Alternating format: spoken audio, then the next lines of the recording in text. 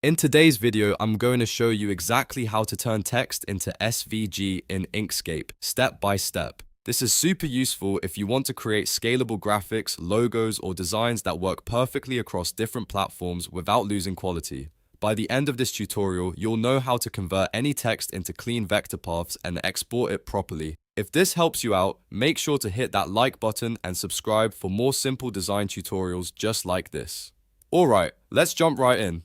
First, open Inkscape and start a new document. Once you're on the canvas, select the text tool. You can do this by clicking the text icon on the left toolbar or simply pressing the T key on your keyboard. Now click anywhere on the canvas and start typing your text. If you want more control over spacing and layout, you can also click and drag to create a text box before typing.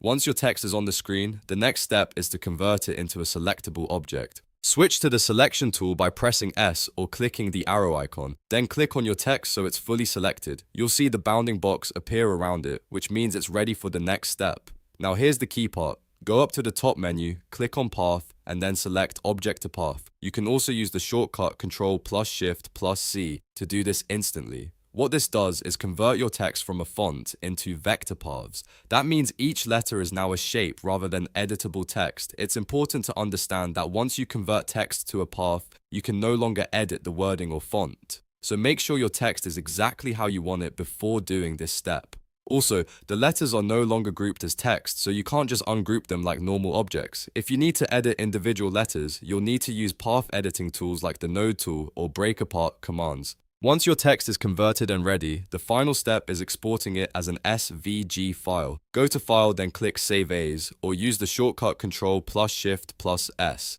In the File Type dropdown, choose Optimized SVG. This format is great for web use and ensures your file stays clean and lightweight while maintaining quality. Choose your save location, click Save, and you're done.